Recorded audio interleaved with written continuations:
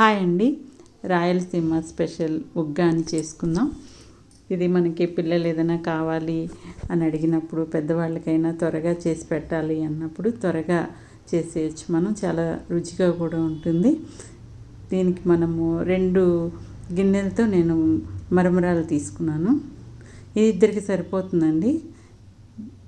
ఇంకా మీరు దాన్ని బట్టి నలుగురికి చేసుకోవాలంటే ఇంకా ఎక్కువ తీసుకోవాలన్నమాట. వాటర్ తీసుకొని గిన్నెలోకి వీటిని కడగాలన్నమాట. కొంచెం ముంచి వాటిని కడిగి పిండేసేసి పక్కన పెట్టేసుకోవాలి. మనం ఎక్కువసేపు నీళ్ళలో ఉంచకుండా ఇలాగా తేలుతూ ఉంటాయి అవి. మనం ఇలాగా కడిగేసి పిండేసి పక్కన పెడితే మీకు పొడి పొడిలాడుతూ వస్తుంది. ఎక్కువసేపు నాననివ్వకుండా అలా కడిగి పక్కన పెట్టేసుకుంటే సరిపోతుంది మీకు.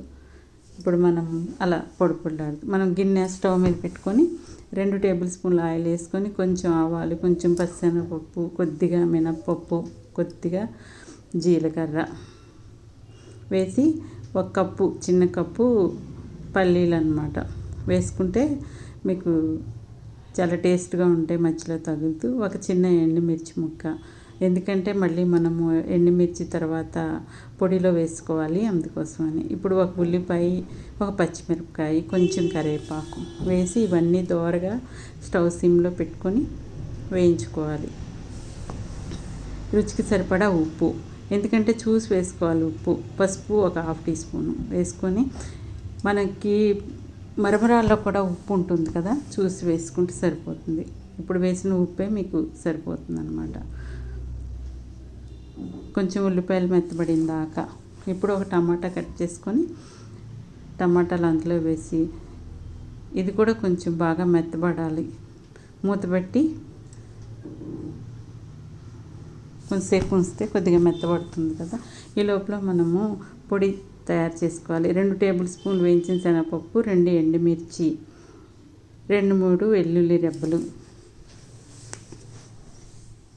1 రెబ్బ కరివేపాకు. ఫ్రెష్ కరివేపాకు వేసుకుంటే తాజాగా చాలా టేస్ట్గా ఉంటుంది మీకు. ఆ పొడి మిక్సీలో వేసేసి పక్కన పెట్టుకోవాలి. ఇప్పుడు టమాటా ఇంకొంచెం మెత్తగా అవుతే బాగుంటుంది.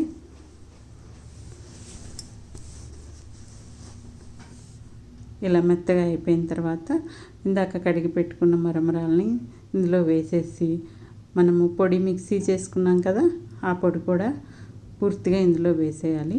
మీరు నలుగురికి చేసుకుంటే ఇంకొంచెం ఎక్కువ పొడి చేసుకోవాలి. ఇప్పుడు ఇద్దరికి అయితే ఈ మాత్రం సరిపోతుంది మీకు. వేసేసి మొత్తం కలిసేలాగా కలుపుకోవాలి. కొన్ని మరమరాలు ఉప్పుతూ ఉంటాయి, కొన్ని చప్పగా ఉంటాయి. చూసి మీరు ఏది తీసుకుంటే వాటికి తగ్గట్టుగా ఉప్పు వేసుకోవాలి, సరిపోతుంది. ఇప్పుడు ఇంకా అయిపోయిందండి. కొంచెం కొత్తిమీర వేసి కొద్దిగా దించే ముందు 1 నిమ్మకాయ పిండుకోవాలన్నమాట.